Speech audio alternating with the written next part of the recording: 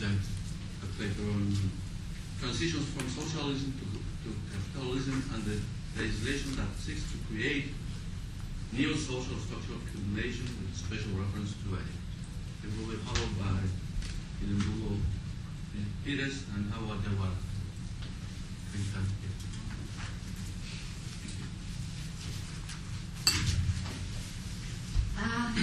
Yes.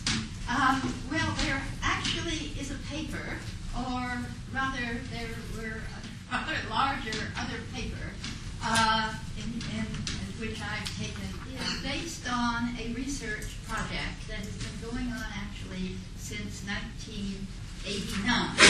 And it is not finished yet because I came to a screeching halt in about the mid-1990s.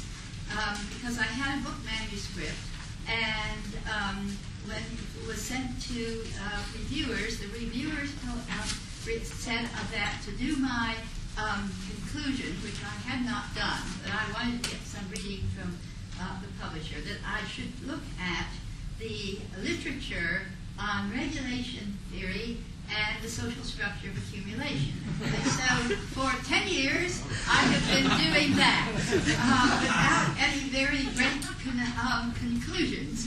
And so I was very, very happy to be invited to this conference because I am hoping this is going to develop in my brain some way in which I write a conclusion to this study that I did in the process to bring it up to date. Okay, now I might paraphrase Professor Boyer, who said, with a wave of the arm, you're not interested in France. Well, I'm not going to wave my arm and say you're not interested in Egypt, because that's too bad, because this paper is about Egypt. Now, why is it about Egypt? It is about Egypt because by the end of the 1970s, it became very clear that Egypt was developing. In 1974, Egypt had officially, quote, opened her economy from being a very, very closed economy. I hesitated just for a minute there to say socialist. Egypt did tout itself as a socialist, and one Western commentator has said, has written, that Egypt decimated her enterprises to as greater an extent than any other non-avowedly Marxist country. In other words, that Egypt came close to the traditional communist countries in the way that it had transformed what had been a capitalist economy into a social command economy. There were left in Egypt at the time of that so-called socialist transformation only very small businesses and workshops. And actually, it's a good thing that they did survive, and they were there because Egypt lived on these to a very large degree for the period throughout the 60s and up through the 70s until the new economy started to get going. Now, again, one can ask why Egypt may be of some interest. Egypt, in a very real sense, was the first country, first avowedly socialist economy, extensive socialist economy, to open.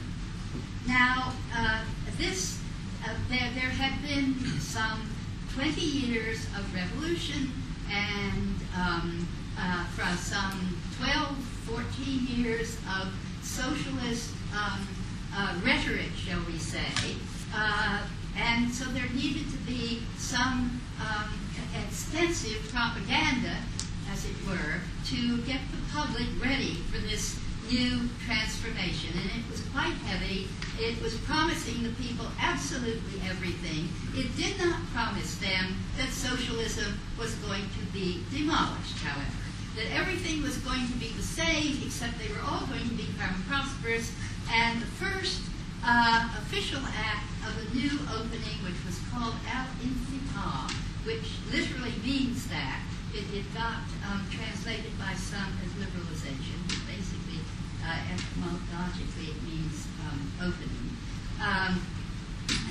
That the first act was a law in June 1974, a law concerning Arab and foreign investment and free zones. Now, there had been a little bit of attempt to set up free zones before that. It hadn't really come to anything. And notice the Arab precedes the foreign. What was the impetus of this was that Egypt literally was bankrupt. There was no capital. The capital had all been turned into public sector. And the public sector was not operating very efficiently, and it certainly wasn't producing re-infusions of investment capital.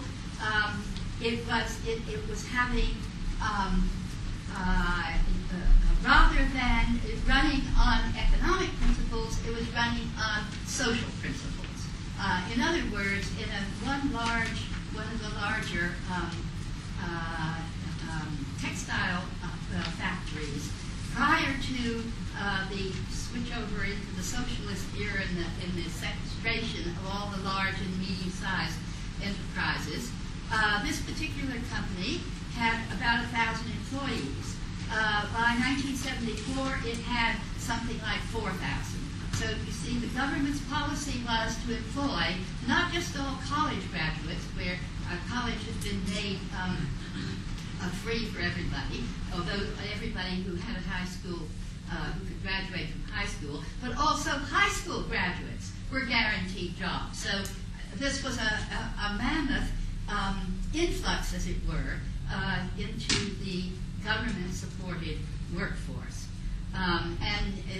So there was no, this is to explain to you why the government, Sadat, who was president at that point in 1974, turned to foreigners, turned to foreign investment.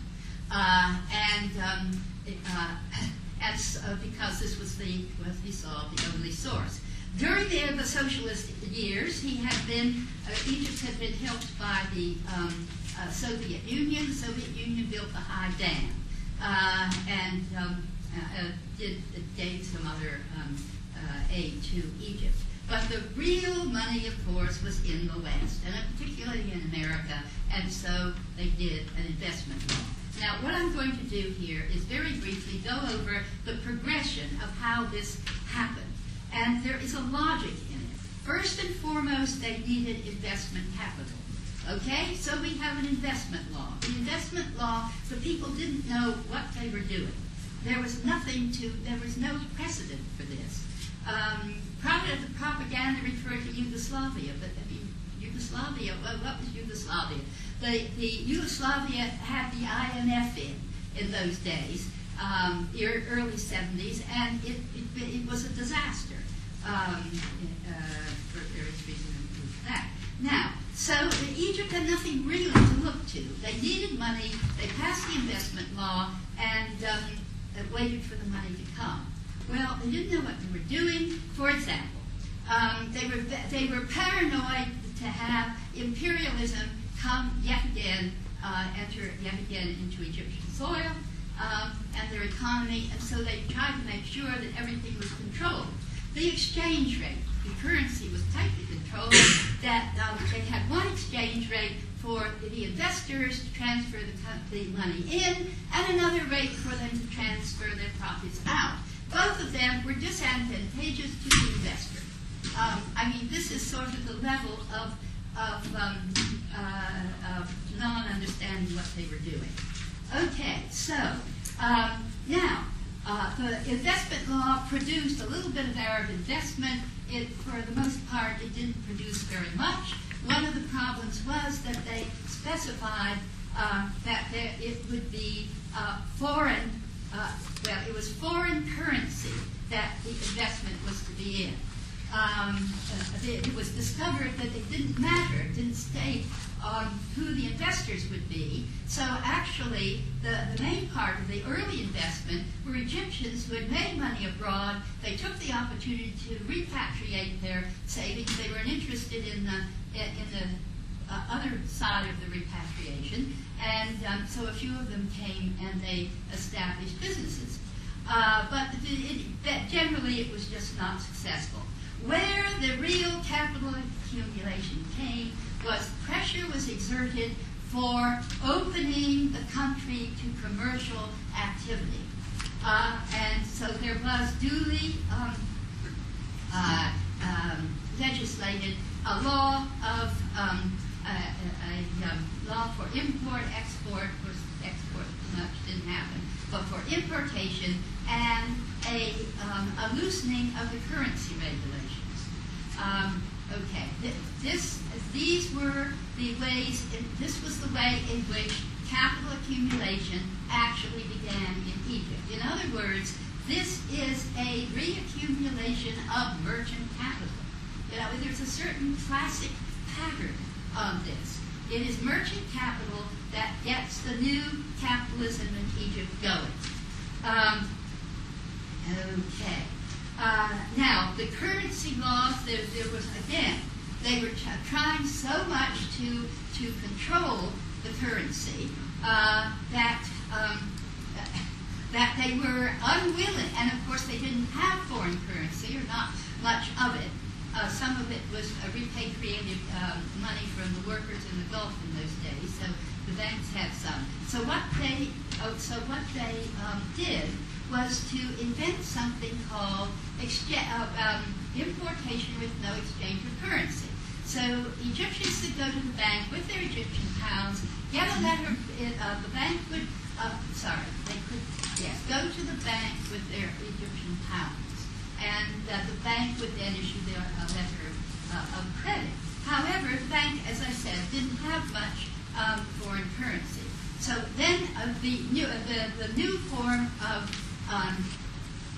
importation, getting money for importation, was importation with no exchange of currency. Actually, they allowed them to buy the money off the black market. So the black market just prospered enormously. There's a whole big saga about how they got rid of the black market, which I won't go into. Let me go on with the various things. I mean, I don't know how. I think we started late, so I guess I have a little bit of. No, I can't, because we started late. I started late. You have still 10 minutes. Okay. So the black market. One minister of economy lost his job over the trying to get rid of the black market because he did a dumb law, and it didn't work either. Another source of the capital accumulation was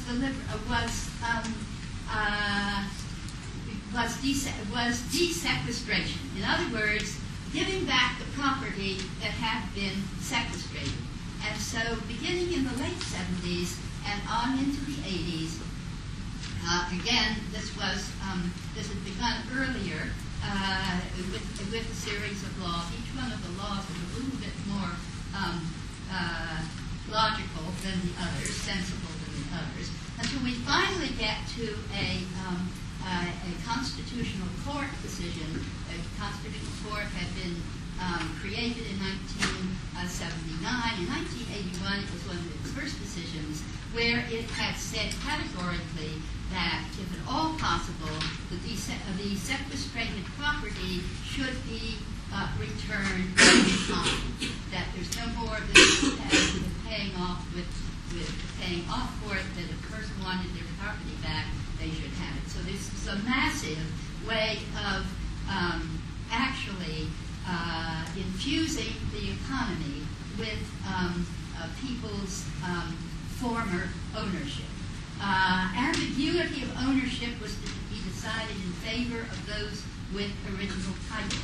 Now, the thing with the sequestration in Egypt was that actually, by about the mid-60s, the whole sequestration regime, the 60s was the big era, the early 60s, the big era of sequestration, and the administrative apparatus simply couldn't handle it all, and so there was a lot of this property left in limbo, as it were. It hadn't been resold, it hadn't been turned over, the government hadn't taken it over, and so the original owners were able to get it back. Now, the key moment in the development is 1981, when the new Egyptian company law is passed. Law 159. And Law 159 is still with us. It is the basic company law. There was, because there was no restriction on the nationality, participation, and the privileges and incentives of the initial Law 43 investment law, the Egyptian investors were able now to, with Law 43, to invest under the new company law. Now, why this was valuable was the new company law had much more streamlined rules in which companies were established. Yes, and okay. So now. Okay, and then we have finally that the Law 43 companies, Law 159 companies were actually given the privileges of the foreign investment companies. And I didn't bring you up to date on the foreign investment companies. There were several amendments, and then new investment companies and new investment laws, and we're still having new investment laws. So there's been another recent one. There must be at least 6 or 7 of them since the original one. Now, so we have this. Okay, yeah, so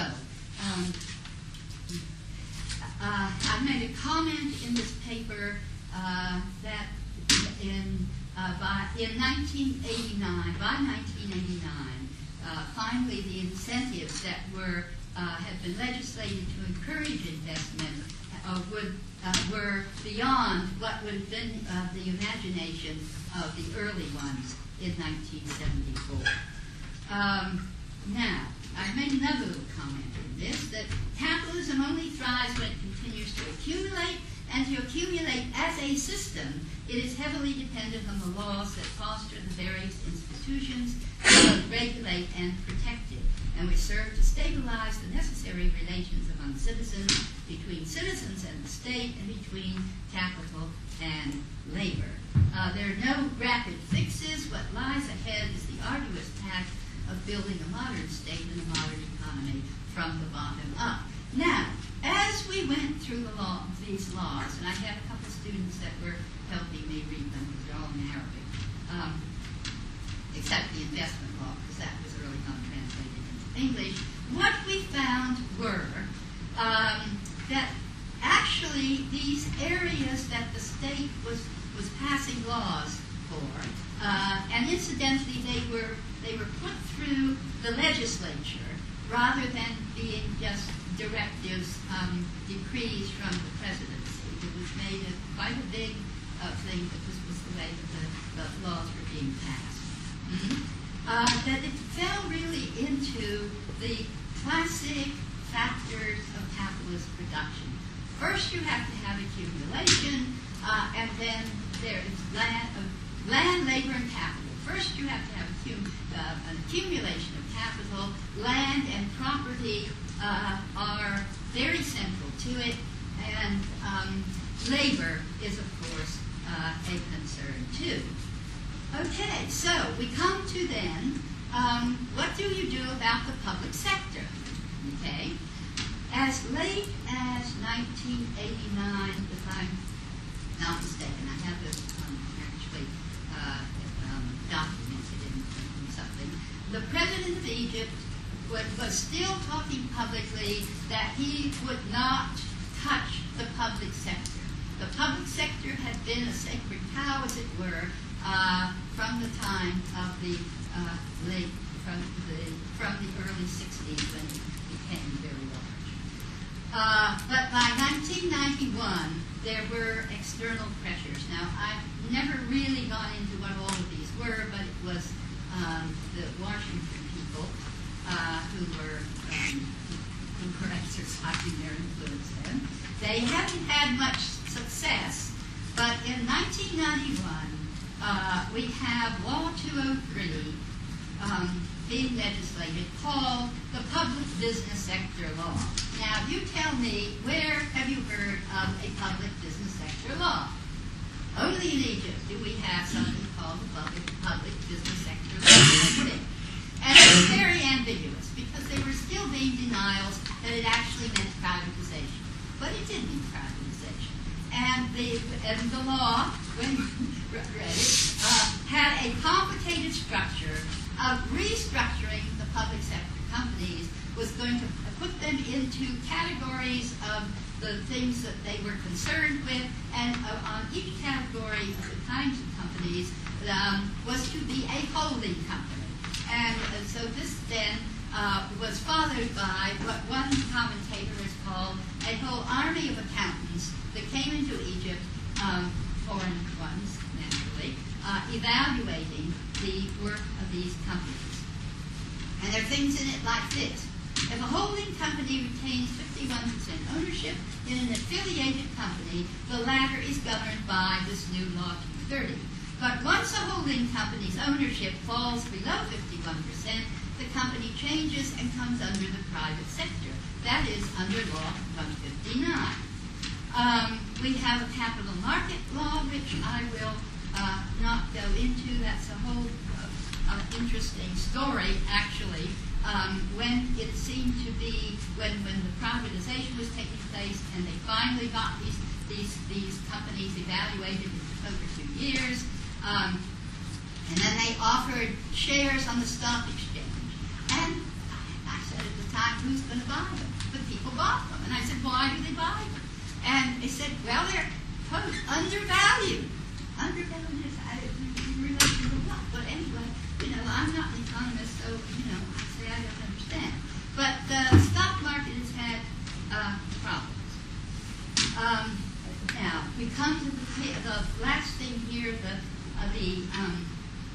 property and the land. Land reform in Egypt came in with the revolution 1952. It was the first act of the new government. And land reform had been the jewel in the crown of the revolution. They took all the land, agricultural land then, that was over, I think the limit was 400 fidans. Then it got dropped down to, no, I guess it was 200 fidans. Then it got dropped down to 100, and then finally 50. This was individual ownership, and then actually it was more each time. But 1952, the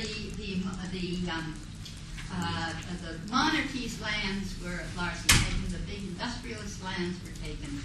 And they actually were distributed to peasants up to 5 fidans. It didn't, of course, begin to cover all the peasants who didn't have up to 5 fidans, but nevertheless, this was a big thing. Now, also, tenant farmers benefited from this. A ceiling was placed on the rents, and tenancy contracts were indefinite, and they could not be terminated without the consent of the tenant. A tenant could sublet his agricultural land, and tenancies were inheritable. The new land reform of 1992 changed all that. Tenant farmers had to enter in a new contract with their owners. The owners could take their land if they wanted to. They did not have to enter into a contract. although I think a large number of them did. Nevertheless, the rent, the ceiling on the rent went from 7 times the tax to 22 times the tax. So it became vastly more costly for peasants who were trying to eke out a living on rented land.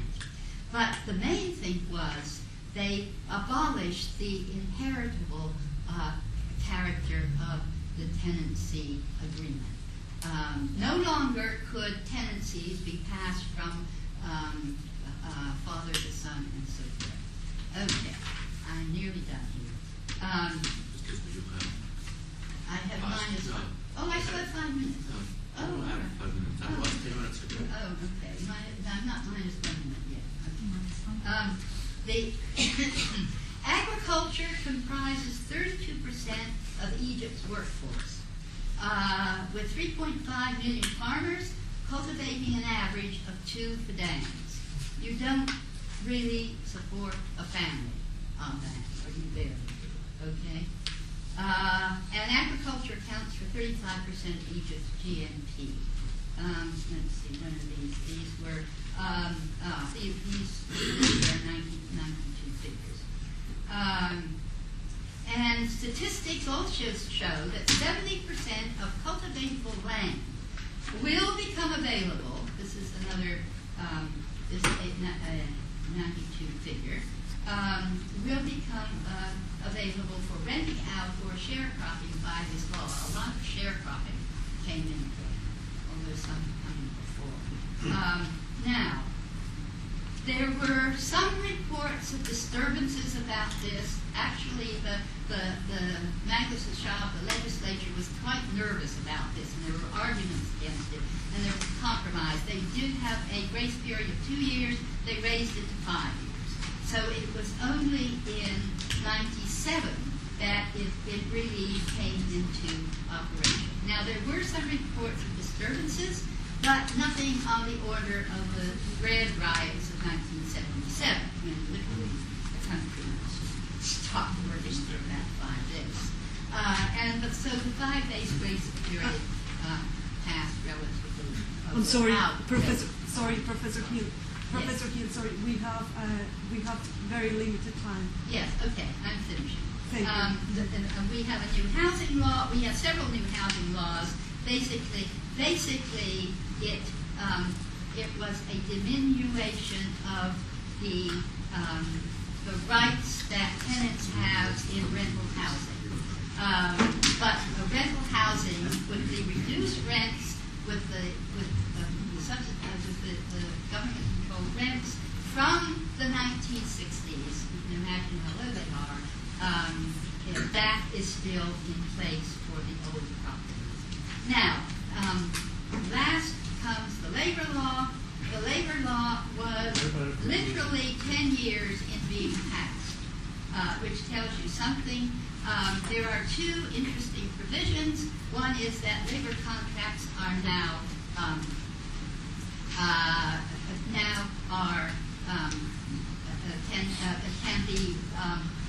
labor contracts can be broken by both the employer and the employee, and there is a collective bargaining.